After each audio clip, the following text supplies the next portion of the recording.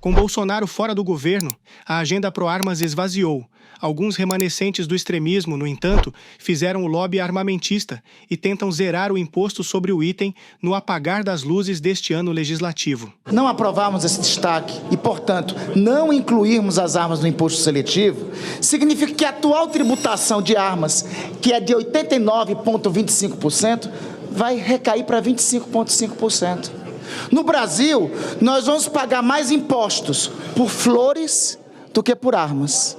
Nós vamos pagar imposto mais alto por fraldas do que por armas.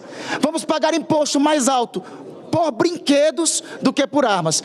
As senhoras e senhores, quando forem comprar um brinquedo para os filhos de vocês, vão comprar um brinquedo mais caro com imposto maior do que o imposto de armas. As senhoras e senhores, quando mandarem flores para as namoradas, para as esposas, ou por acaso, quando as esposas e namoradas mandarem para os senhores, vão pagar mais caro o imposto sobre flores do que o imposto sobre armas. As senhoras e senhores e o povo brasileiro, quando comprar fraldas para as suas crianças, vão pagar um imposto mais alto do que o imposto sobre armas. É este o absurdo que está sendo votado se nós não aprovarmos o imposto seletivo. Como orienta o PT? Armas. Por isso a orientação do PT é o voto sim. Confira agora a cronologia da agenda pró-armas nos últimos 12 meses em Brasília. Ainda em dezembro de 2023, o deputado Glauber Braga nos deixou com um alerta sobre os excessos da bancada no Congresso. Eu quero me manifestar sobre 2 casos que estão nesse conselho na pauta do dia de hoje para sorteio. O primeiro deles é em relação ao deputado General Girão.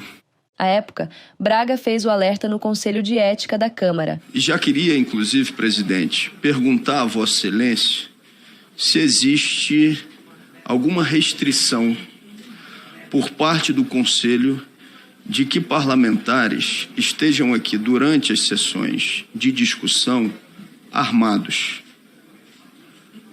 Acho que é importante entender, de parte do Conselho de Ética, qual é a orientação nesse sentido.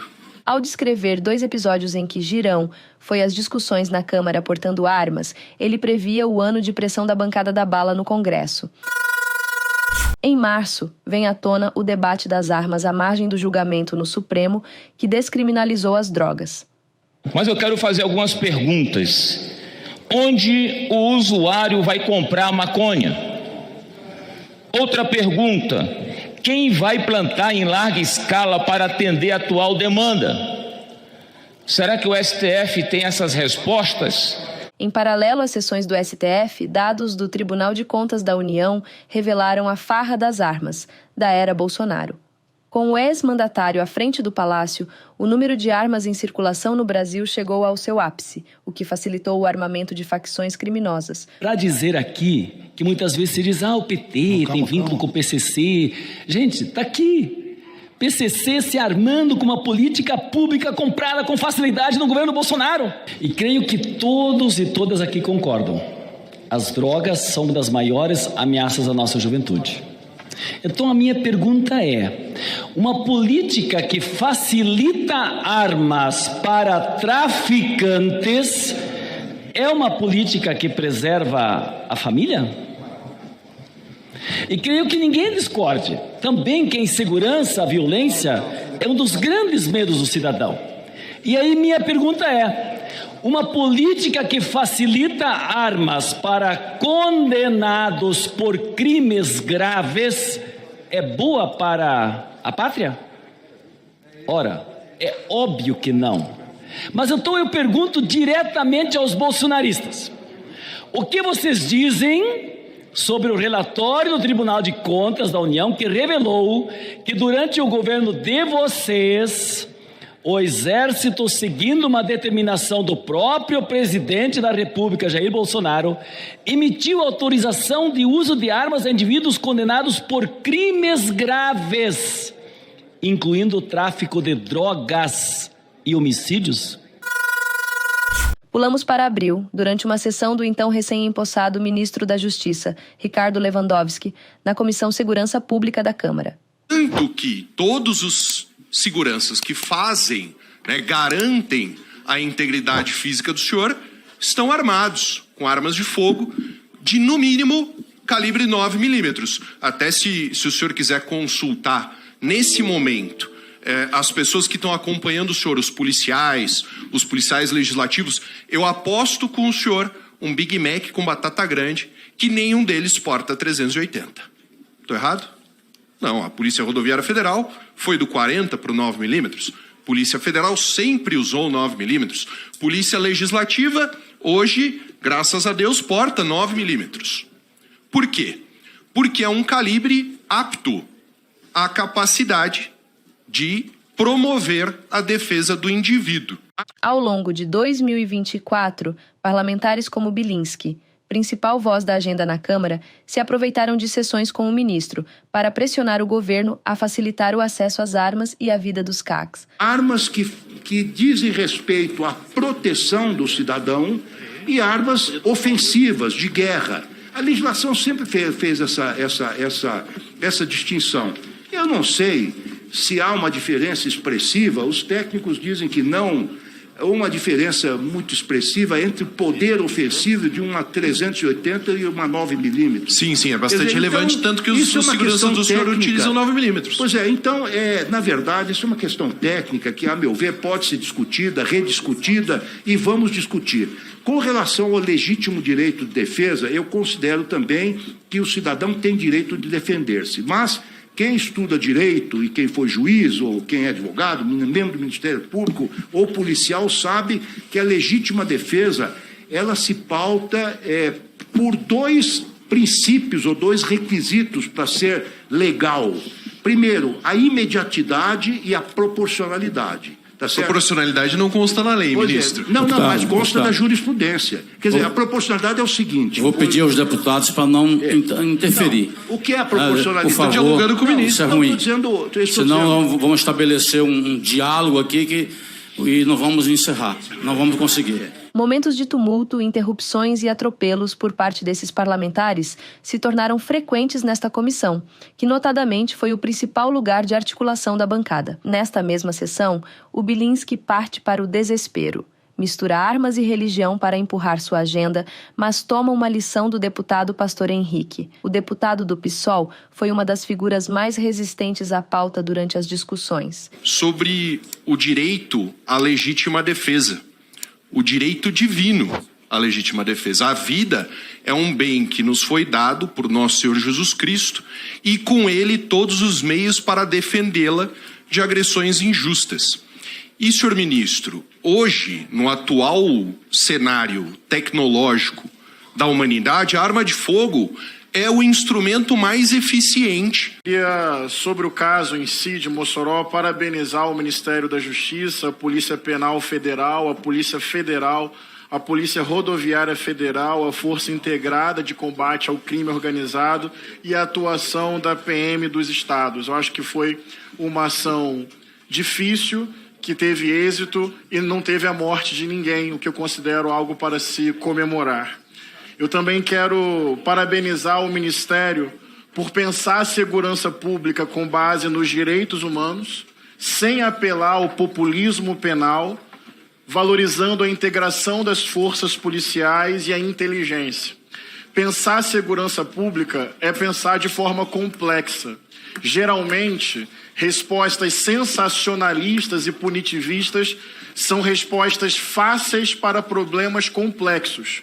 A questão é que, geralmente, resposta fácil para problema complexo é resposta errada.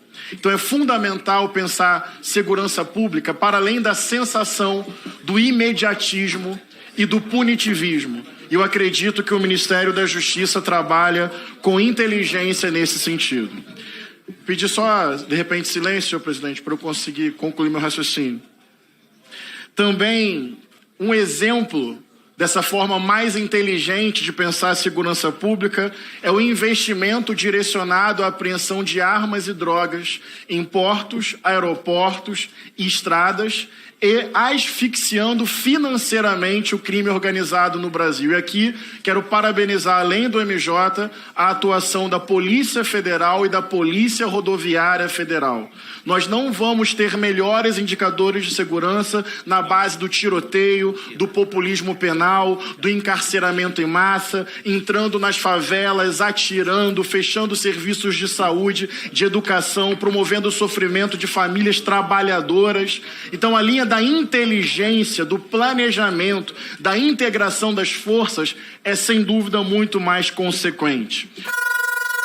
E, enfim, é apresentada a primeira versão da reforma tributária, cujo texto inicialmente isentava as armas e as munições do chamado imposto do pecado. Armas foi um debate que nós tivemos na emenda constitucional. Eu quero aqui aproveitar para agradecer a grande parceria da família Aldo, né, Aguinaldo e Reginaldo. Então, reconhecer o trabalho que o meu relator fez na primeira etapa do torneio, né? Nós estamos na segunda etapa aqui do jogo, etapas finais aqui.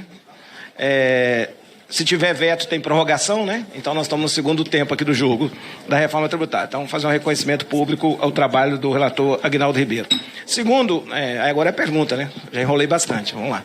É a questão, nós perdemos na votação no plenário que a gente ia constitucionalizar o imposto seletivo nas armas. Que nós perdemos e, portanto, nós achamos que esse é um debate que cabe, na nossa opinião, já que nós somos derrotados, ao colégio de líderes ou às lideranças partidárias, que legitimamente poderão apresentar uma emenda ou um destaque e poderemos submeter ao plenário. E vai prevalecer a compreensão e a maioria de todos. Eu, particularmente, evidente, entendo que a arma de fogo ela tem uma tributação maior do que a alíquota geral, 26,5%. Aqui não tem mais alíquota para amigo, para parente, RET nos estados, acabou. O sistema é nacional, a alíquota é nacional.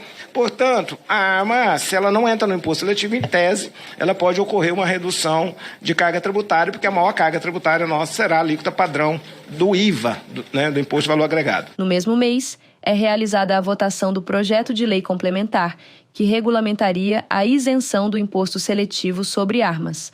A proposta não foi aprovada, mantendo a isenção para esses produtos. Presidente, a Federação Pessoal Rede orienta assim, compreendendo que armas geram morte, violência, genocídio, brutalidade, feminicídio. O que o povo brasileiro precisa é de comida, moradia, trabalho e dignidade. As armas são responsáveis pelo aumento da violência contra as mulheres, as armas são responsáveis pela brutalidade nos territórios, vão parar na mão das milícias, do tráfico, vão parar na mão da criminalidade e gera índices assustadores de brutalidade contra a vida das pessoas. Nós precisamos taxar as armas para diminuir o estímulo. Nós não podemos aceitar que não haja taxação sobre esse instrumento de morte. As armas não podem ser tratadas como modelo de segurança pública. Armas nas mãos erradas é fruto da morte, da brutalidade, do genocídio, da violência. Para concluir, obrigada, presidente, ceifa com vidas inocentes e por isso a nossa orientação é sim pela taxação das armas, para que as pessoas não sigam comprando esse tipo de produto, de ferramenta da morte, do genocídio, do feminicídio, da violência e da barbárie. Armas não, livros sim, educação sim, armas jamais. Senhor presidente, é impressionante como se repetem sempre as mesmas narrativas que já foram há muito desmentidas. As armas são desviadas, e aí fizeram um recadastramento para provar que as armas eram desviadas, e mais de 99% das armas foram recadastradas na Polícia Federal. Continua ainda que essas armas são objeto de crimes e feminicídio e mais um monte de mentiras amontoadas que tratam sempre quando falam desse tema. E a verdade é que essas armas são do crime. essas armas entram pela fronteira. Boa noite a todos, a todas. Esse tema para nós é absolutamente sensível, tem a ver com armas de fogo. Muita atenção, debate aberto com a sociedade. Se o texto for aprovado do jeito que está, o que vai acontecer? Uma redução de quase 70% na alíquota sobre armas de fogo e munições no Brasil. Se armas de fogo não forem incluídas como imposto seletivo, a consequência será que hoje pode chegar até 89% a tributação sobre armas de fogo. Vai descer para 26,5%, que é a alíquota padrão. Então, na prática, se for aprovado sem o destaque, vai ter uma redução drástica, uma espécie de benefício fiscal para a aquisição de armas de fogo no Brasil. E a alíquota de armas, pasmem, senhores e senhoras, vai ser idêntica à alíquota de flores, fraldas, brinquedos e perfumes. Não faz nenhum sentido. É um absurdo, é uma denúncia. Segundo o Anuário Brasileiro de Segurança Pública, atenção a isso, em 2022, a cada 60 minutos, uma criança ou adolescente morreu no Brasil vítima de armas de fogo. A cada 1 hora, uma criança ou um adolescente morre vítima de armas de fogo. Segundo o Instituto Sou da Paz, entre 2002 e 2019, os atentados, Chico Alencar, às escolas, que nós tanto falamos aqui, metade dos atentados contra escolas, a arma de fogo saiu da própria casa do jovem atirador. A cada 4 horas, uma mulher é vítima de assassinato por armas de fogo no Brasil. O SUS gasta quase 40 milhões por ano com internações de pessoas vítimas de armas de fogo.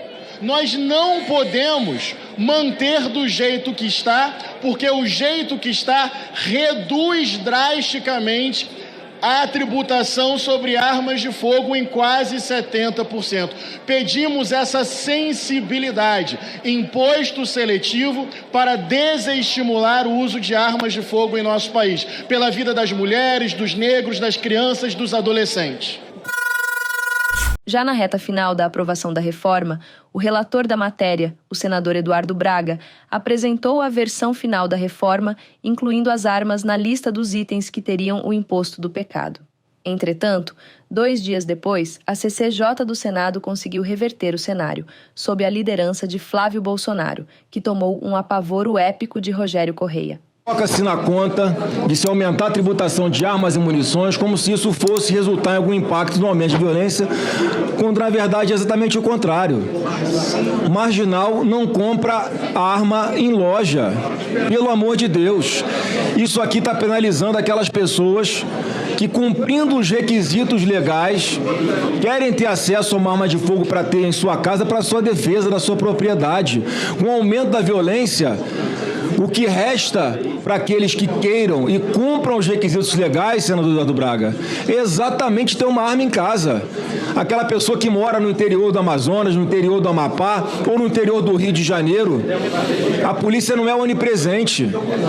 Essa é uma discussão ideológica que não tinha que fazer parte da discussão aqui da reforma tributária. Isso aqui ainda aumenta o custo para um policial, por exemplo, que queira fazer treinamento. Sim, ele vai fazer treinamento em clube de tiro. O clube de tiro, a munição, vai incidir o imposto seletivo adquirido pelo clube de tiro. É lá que o policial vai fazer treinamento. Esta não é uma posição ideológica.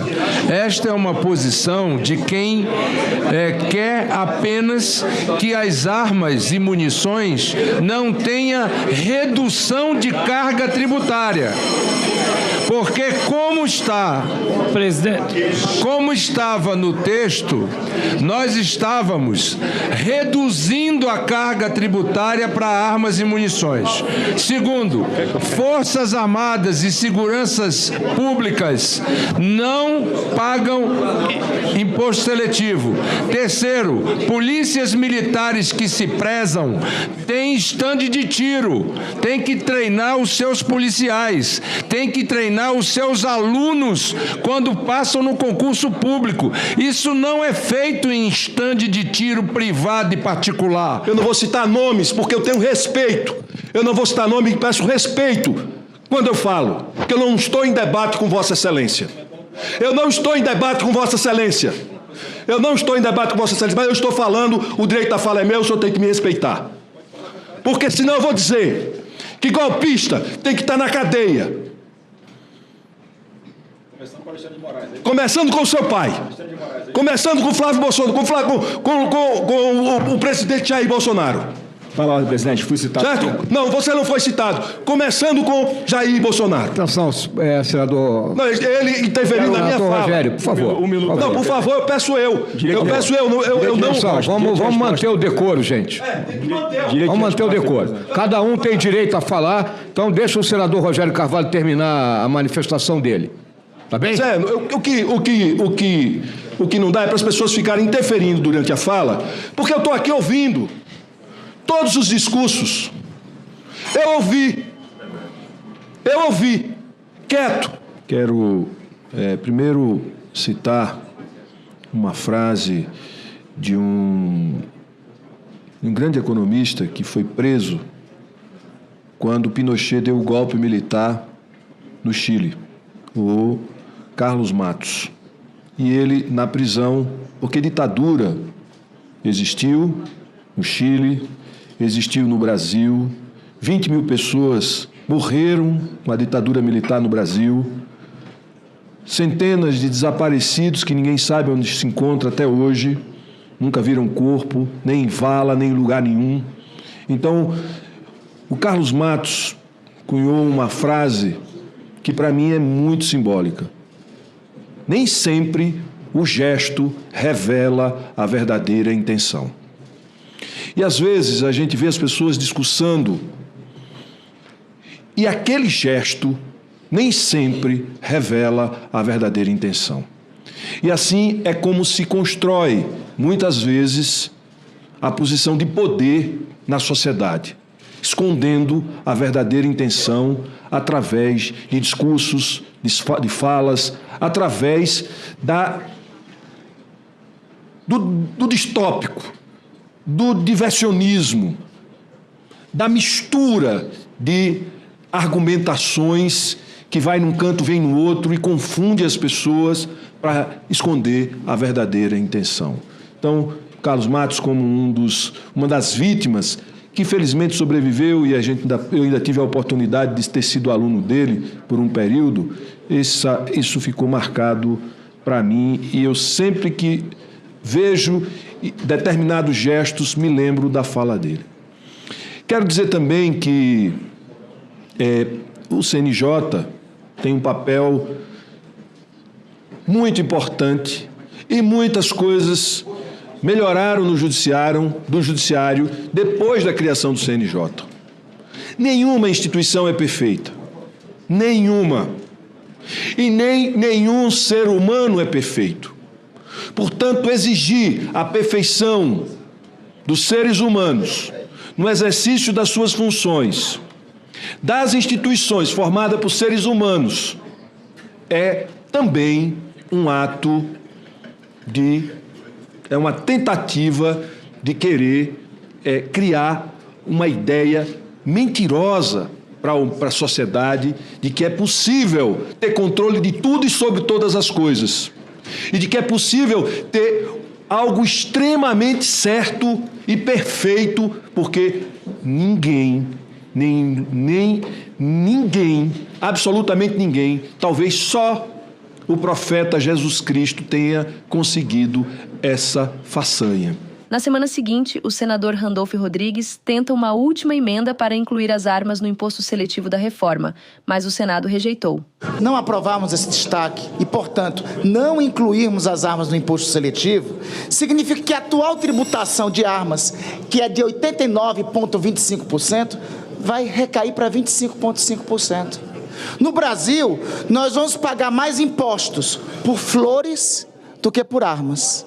Nós vamos pagar imposto mais alto por fraldas do que por armas. Vamos pagar imposto mais alto por brinquedos do que por armas.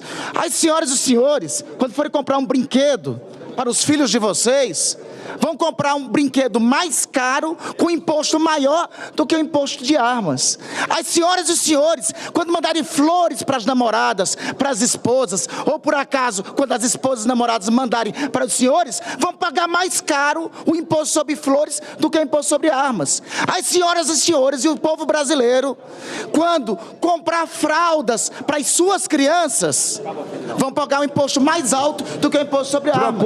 É este o absurdo que está sendo votado se nós não aprovarmos o imposto seletivo sobre armas. Por isso a orientação do PT é o voto sim. Agora, a reforma tributária volta para a votação em segundo turno na Câmara e as armas ainda podem cair na lista de itens do imposto seletivo.